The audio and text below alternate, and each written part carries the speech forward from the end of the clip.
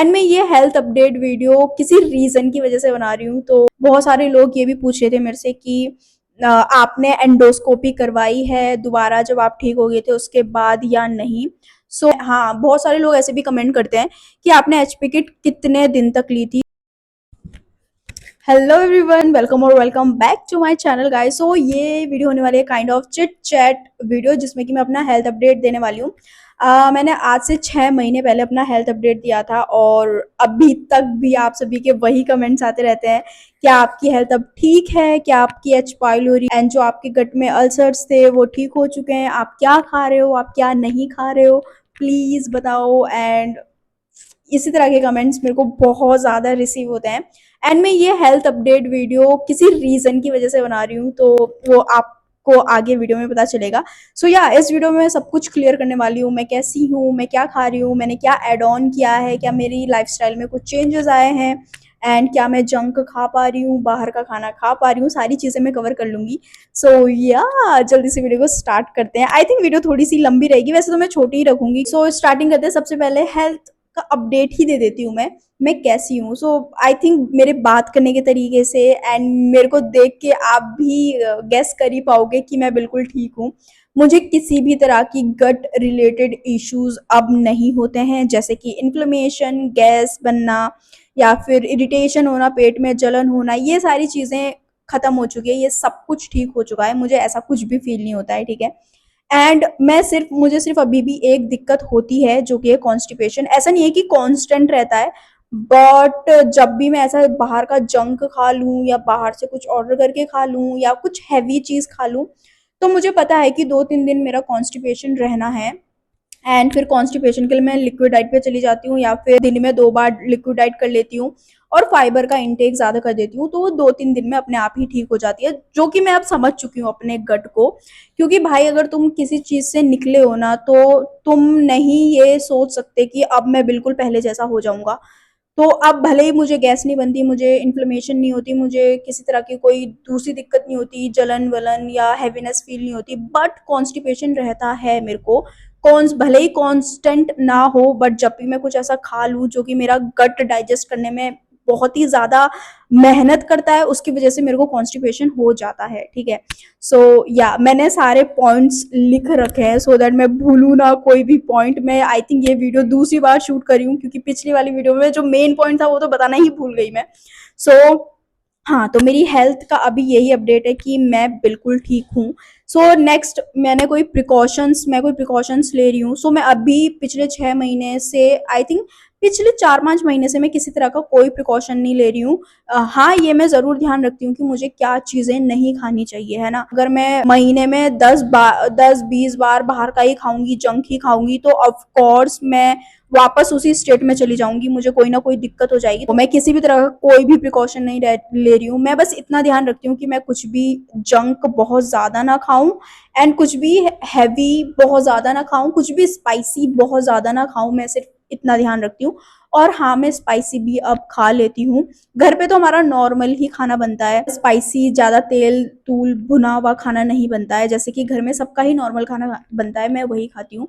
And जब मुझे कभी किसी के घर जाना पड़े तो मैं वहाँ पे मैनेज कर लेती हूँ, अगर वहाँ पे स्पाइसी खाना बन रहा है तो मैं खा लेती हूँ क्योंकि मुझे उससे दिक्कत नहीं होती है। बट मैं उसका प्रिकॉशन रखती हूँ कि मुझे ज़्यादा स्पाइसी खाना नहीं खाना है। कभी भी कुछ भी हो सकता है इस बीमारी में, क्योंकि एच पाइलोरी ऐसी इन्फेक्शन है कि वो कभी भी वापस आ सकता है, तो उसको ध्यान में रखती हूँ मैं। देन मैं कोई मेडिकेशन पे चल रही हूँ? नहीं, मैं कोई भी मेडिसिन नहीं ले रही हूँ, ना ही मैं एचपी किट। मैं हाँ, बहुत सारे लोग ऐसे भी कमेंट करते हैं कि आपने एचपी किट कितने दिन तक ली थी। एचपी किट मैंने सिर्फ और सिर्फ जो एच पाइलोरी वाली वो 3 जिसमें 6 दवाइयाँ होती है, वो सिर्फ मैंने 14 दिन की खाई थी। जो एच पाइलोरी को किल करने वाली एंटीबायोटिक्स होती है एचपी किट, वो मैंने सिर्फ 14 दिन तक खाई थी। एंड उसके बाद 4-5 महीने 6 महीने में जब भी मुझे ऐसा फील होता था कि यार एच पाइलोरी हो सकता है, मुझको हैवीनेस बहुत ज़्यादा हो रही है, या कभी मुझे ऐसा फील होता है, तो मैं 4-5 दिन या 5 दिन की फिर से वो एचपी किट एंटीबायोटिक ले लेती थी और वो 5 दिन खाती थी। और प्री प्रोबायोटिक तो मेरा 3 से 4 महीना रेगुलर चला था, हर एक दिन मैंने खाया था। क्योंकि प्री प्रोबायोटिक क्या होता है ना, वो आपके गुड गट बैक्टीरियाज को ग्रो करने में हेल्प करता है, तो इसलिए वो आप अभी भी खा सकते हो अगर आप खाना चाहो। आप प्री प्रोबायोटिक लंबे टाइम तक खा सकते हो। बस इतना ध्यान रखो कि जब भी तुम कोई भी मेडिसिन खा रहे हो ना, उसको 14 दिन खाओ, 14 दिन मत खाओ, 14 दिन खाओ, 14 दिन मत खाओ। ऐसे करके अपना मैनेज करके चलो, ठीक है? जैसे 30 दिन है, 30 दिन में से 14 दिन आपने खा ली, फिर आपके जो बाकी के 15 या 16 दिन बचे हैं वो मत खाओ, फिर नेक्स्ट मंथ में आप 14 दिन खाओ। ऐसे करके आपने मेडिसिन खानी है, जो भी मेडिसिन आप खाते हो। इससे आपके शरीर को ना उसकी आदत नहीं पड़ती है और वो काम अच्छे से करती है अपना, ठीक है? तो मैं अभी किसी भी तरह की कोई भी मेडिकल उस पे नहीं हूँ, मैं किसी भी तरह की कोई मेडिसिन नहीं ले रही हूँ।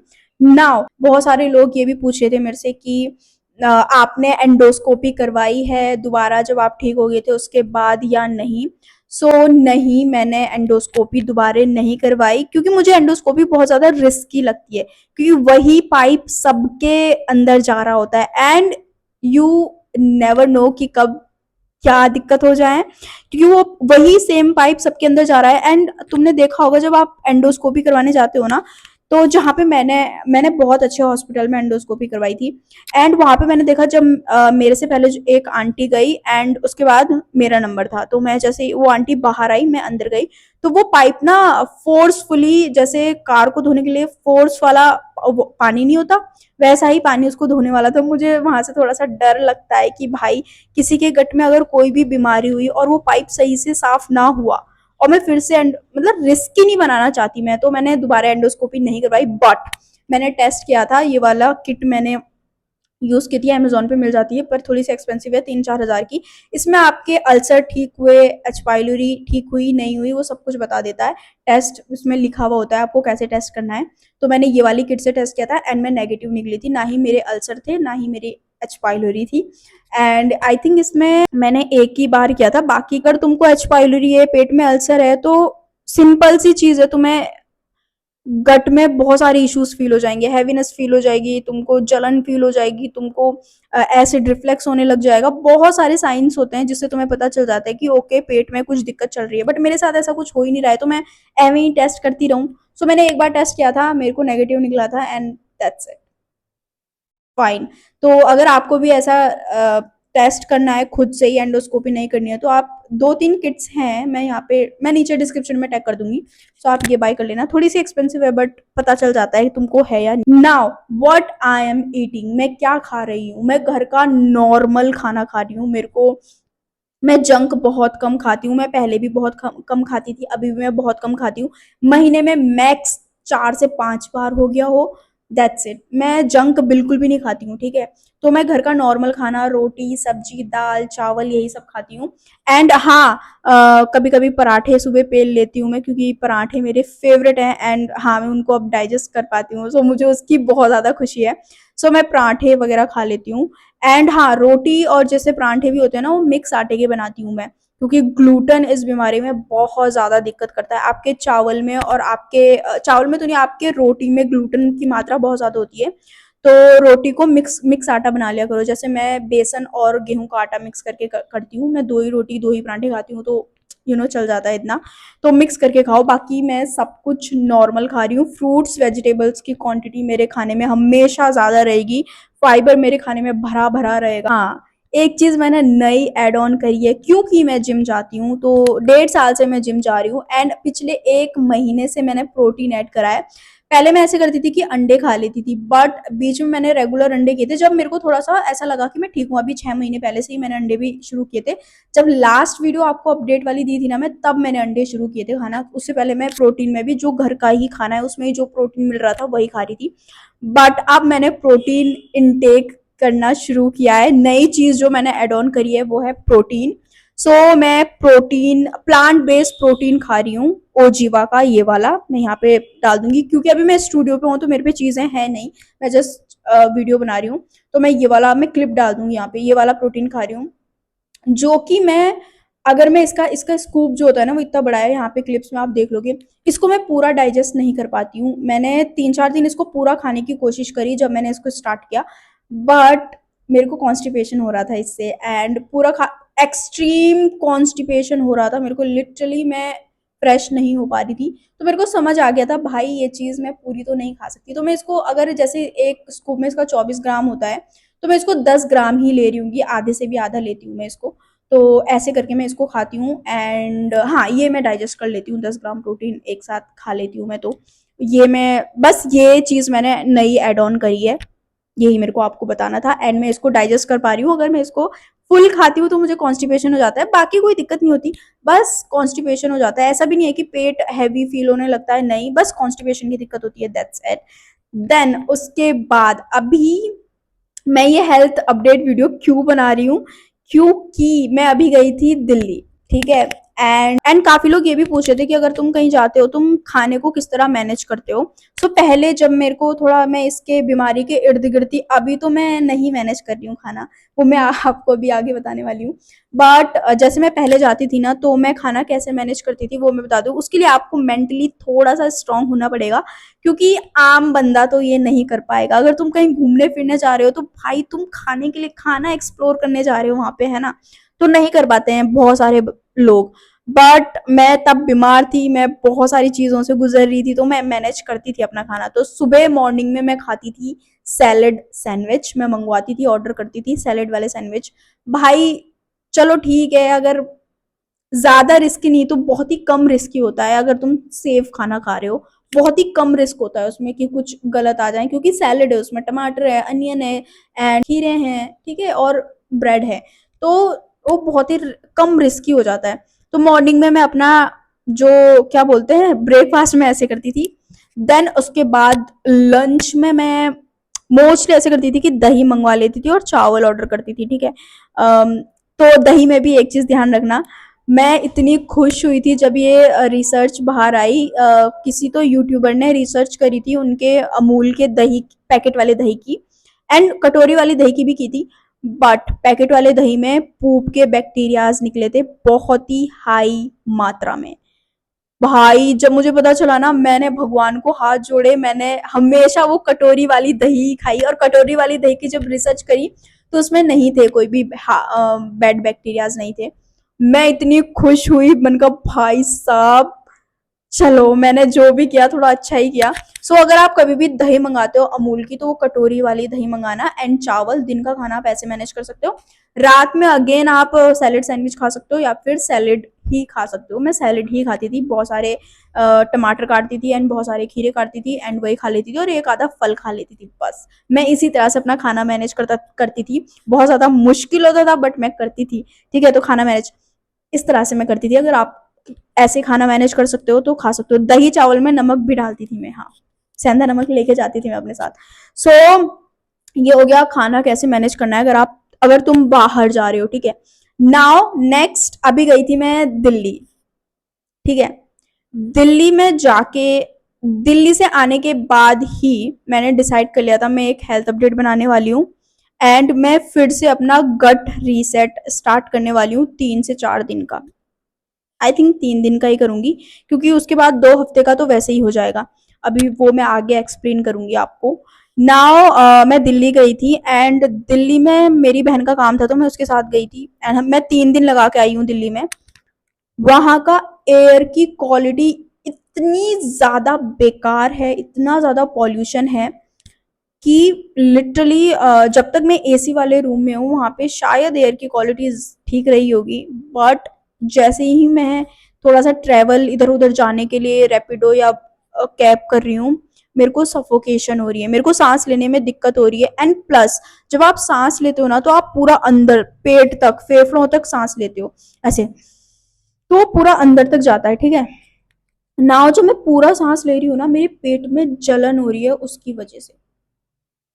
एंड ये मैंने दूसरी तीसरी बार जब मैं ट्रेवल करी थी इधर उधर, तब मैंने नोटिस किया कि भाई ये क्या हो रहा है मेरे साथ, मतलब मेरी गट इतना इरिटेट क्यों हो रहा है जैसे ही मैं बाहर आ रही हूँ। और मैंने वहां पे कुछ भी जंक नहीं खाया, लिटरली तुमको बता रही हूँ, मैंने कुछ भी जंक नहीं खाया वहां पे।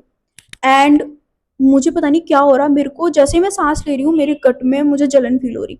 एंड लिटरली मैं तुम्हें बता रही हूँ, जब भी मैं इधर उधर जा रही थी ना वहां पे, मैं सिर्फ और सिर्फ सांस यहाँ तक ले रही थी ऐसे, बस ये सांस ले रही थी, मैं अंदर जाने ही नहीं दे रही थी, और उसकी वजह से मैं बहुत ज्यादा सफोकेशन फील कर रही थी, ठीक है। एंड भाई मुझे नहीं पता जो दिल्ली में लोग रह रहे हैं वो कैसे रह रहे हैं, मतलब इतना ज्यादा एयर पॉल्यूशन है कि लोग भाई सांस लेने में ही बीमार हो जाए वहां। तो मैं अपने आप को इतना प्रिविलेज्ड मानती हूँ, इतना ग्रेटफुल मानती हूँ कि भाई मैं उत्तराखंड जैसे स्टेट में रह रही हूँ जहाँ पे एयर की क्वालिटी भी अच्छी है, यहाँ पे खाना पीना भी बहुत क्लीन मिल जाता है। एंड मुझे नहीं पता वहां दिल्ली में लोग कैसे खाना खा रहे हैं, कैसे रह रहे हैं, भाई उनको तो आदत हो चुकी है। और अगर दिल्ली वाले लोगों का टेस्ट करवाया जाए ना, मैक्सिमम लोगों को गट रिलेटेड इश्यू तो मिलेंगे ही मिलेंगे। मैं लिख के देती हूँ, लिख के देती हूँ, क्योंकि वहां पे बहुत ही ज्यादा पॉल्यूशन है भाई, मैंने देख लिया। तो फिर मैंने वहाँ पे, एंड दूसरी चीज़ जो रीज़न है, मैंने वहाँ पे खाना सुबह तो मैं मैनेज कर लेती थी, सैलेड खाती थी, सैलेड वाले सैंडविच ही खा रही थी। बट दिन में मैं वही दाल मखनी चावल खा रही थी, एंड रात में भी रोटी सब्जी दाल मखनी चावल ऐसे ही मैं खा रही थी। तो जब एयर की क्वालिटी, तो जब मैं वापस आई 3 दिन बाद, मुझे ऐसी कोई दिक्कत नहीं हुई, बस वो सांस लेने में ही दिक्कत हो रही थी वहाँ पे। और जब मैं बाहर जा रही थी तो मेरे पेट में जलन हो रही थी उस एयर की क्वालिटी अंदर लेते हुए। बस बाकी खाने पीने वक्त या उसके बाद जब मैं वापस आ गई, मुझे ऐसी कोई दिक्कत हुई नहीं पेट में। बट मेरे माइंड में वो स्टिक हो गया कि भाई जब एयर की क्वालिटी इतनी गंदी है दिल्ली में, तो खाने में, खाना तो क्या ही, कितनी ही गंदा मैंने खाया होगा, मतलब कितना बेकार खाना खाया होगा मैंने।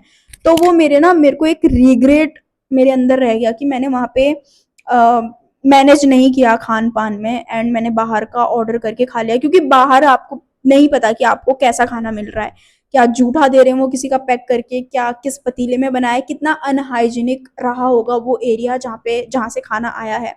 क्योंकि उस होटल में ना वो खुद नहीं बना रहे थे, वो बाहर से ऑर्डर कर रहे थे, वो लोग भी ठेली वेली से ही कर रहे होंगे। एंड तो मेरे अंदर ना वो रिग्रेट घूम रहा है। तो मैंने डिसाइड किया है कि मैं 3 दिन का गट रीसेट करने वाली हूँ, जिसमें कि मैं सैलेड फास्टिंग करूंगी और कुछ ऐसी चीजें खाऊंगी जिससे कि मेरा जो गट है, कुछ भी दिक्कत चल रही हो तो वो ठीक हो जाए। एंड 3 दिन का ही नहीं होगा वो, जब भी तुम फास्टिंग करते हो या कुछ भी बहुत ही लाइट खाते हो, तो अगले 1 या 2 हफ्ते तक तुम कुछ भी हैवी नहीं खा सकते हो तुरंत से। तुमको डे बाय डे अपनी मील को थोड़ा थोड़ा थोड़ा थोड़ा हैवी करके पहुंचाना पड़ता है, जो तुम एक्चुअली खा रहे थे, चाहे वो घर का नॉर्मल खाना ही क्यों ना हो। ठीक है, ये सब मैंने आपको पिछले वीडियो में समझाया हुआ है ऐसा क्यों करना पड़ता है। क्योंकि जब तुम गट में भाई कुछ डाल ही नहीं रहे हो और एकदम से तुम हैवी डाल दोगे, तो तुम्हारा गट वो समझ नहीं पाता है और डाइजेस्ट नहीं कर पाता है। तो इसलिए अगर 3 दिन का गट रीसेट है तो अगले 2 हफ्ते तक भी मैं लाइट ही खाऊंगी, तो मेरा मतलब 2 ढाई हफ्ते का गट रीसेट हो जाएगा, तो उस वजह से ठीक हो जाएगा। नाउ मैं इस पे वीडियो बना दूंगी, एंड मैं क्या करूंगी कैसे करूंगी सब कुछ मैं उस वीडियो में बता दूंगी। मैंने क्या खाया, मैंने कितने बजे क्या खाया, क्या खाना चाहिए, जिससे कि आप अगर थोड़े से भी गट में इशू चल रहे हो तो आप ऐसे ठीक कर सकते हो।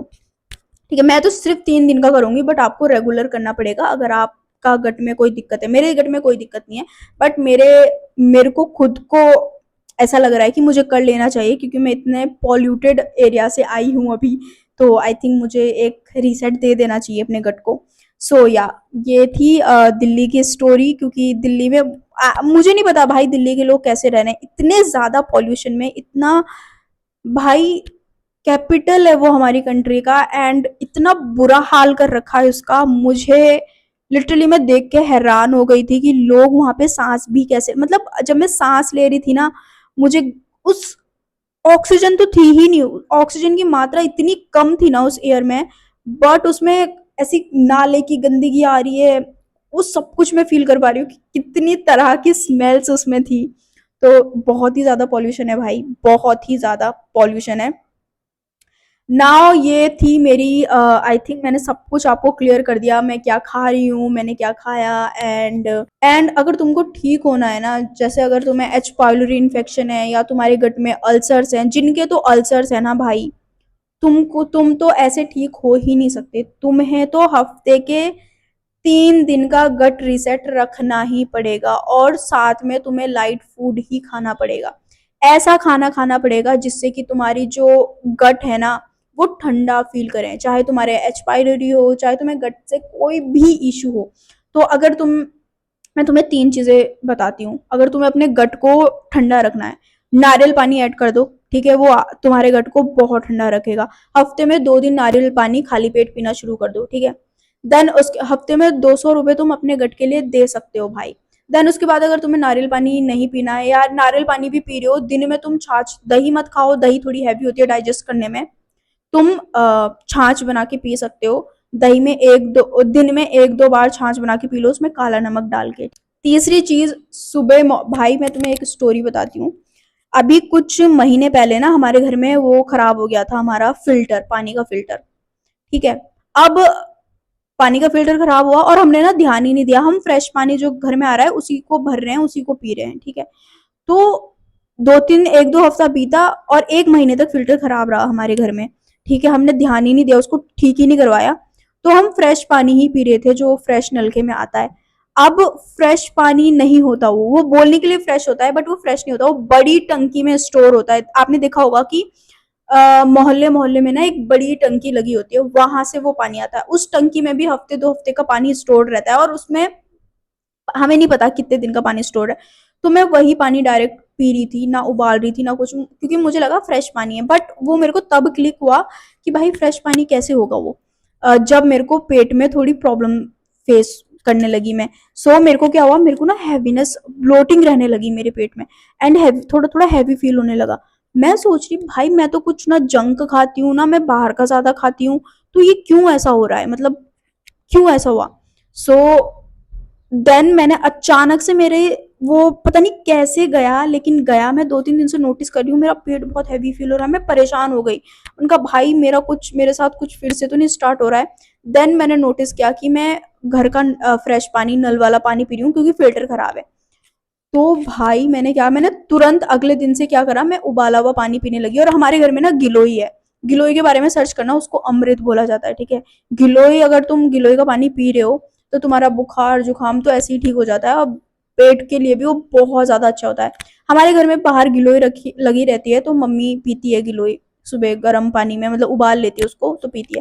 तो मैंने भी सेम वही करना लगी, मैं मन का पानी तो उबाल ही रही हूँ, इसमें गिलोई डाल देती हूँ। मैं गिलोय का पानी पीने लगी। मेरे को 3 दिन में भाई असर पता चल गया, मेरा पेट वापस सही हो गया। और फिर मैंने आई थिंक जब तक 15 से 20 दिन तक मैंने गिलोय का पानी पिया था, मेरे चेहरे पे ना अलग ही रौनक आ गई थी। मेरे को फिर से वही स्टार्ट करना है, बट अभी मैंने स्टूडियो लिया है, बहुत ज्यादा खिचपिच हो गई तो मेरा छूट गया था बीच में। गिलोय का पानी, तीसरी चीज गिलोय का पानी। जैसे तुम पता है क्या करो, तुम फिल्टर भी पानी फिल्टर करके भी आ रहा है ना, उसको उबालो, उसमें ना गिलोय का इतना टुकड़ा डालो, उसको कूट के उसमें डाल दो और उबाल लो, 2-3 लीटर पानी ऐसे उबाल के रख लो, एंड उसको फ्रिज में रख लो, फिर वो पूरा दिन तुम वही पानी पियो, तुम्हें बहुत फर्क मिलेगा। जैसे बैक्टीरियाज भी होते हैं ना, बैड बैक्टीरियाज, उसके लिए भी गिलोय बहुत ज्यादा अच्छा होता है, तो तुम ये भी कर सकते हो। नाउ अभी आई थिंक मेरा हेल्थ अपडेट वीडियो बहुत ज़्यादा लंबा हो रहा है, मैं वीडियो को यहीं पे एंड करना चाहूंगी। मैं 3 डेज का गट रीसेट करने वाली हूँ। ऑल्सो मैं सोच रही थी कि मैं हफ्ते 2 हफ्ते में एक ऐसी वीडियो डाल दिया करूँ जिसमें कि गट हेल्दी फूड में आपको बताऊं कि आप क्या खा सकते हो, एंड मैं थोड़ा रिसर्च भी करूँ कि क्योंकि हेल्दी फूड यूजुअली टेस्टी नहीं होते हैं, इसीलिए हम लोग खा भी नहीं पाते हैं। हम लोगों को चाहिए भाई बढ़िया खाना, टेस्टी खाना। सो हेल्दी खाना, सैलेड वैलेड टेस्टी तो नहीं होते ना, हेल्दी खाना कभी टेस्टी हो ही नहीं सकता। मैं सोच रही हूँ कि मैं कुछ क्योंकि पिंटरेस्ट पे बहुत सारी ऐसी रेसिपी मिल जाती है, मैंने 1-2 बार ट्राई भी करी है तो मुझे अच्छी भी लगी है, तो मैं वैसी वीडियोस भी डाल दिया करूंगी। आप लोग देख सकते हो, चैनल को सब्सक्राइब कर लेना। बाकी ये किट एच पाइलोरी और अल्सर टेस्ट वाली किट मैं लिंक कर दूंगी। या वीडियो थोड़ी सी भी अच्छी एंड हेल्पफुल लगी हो तो वीडियो को लाइक कर देना।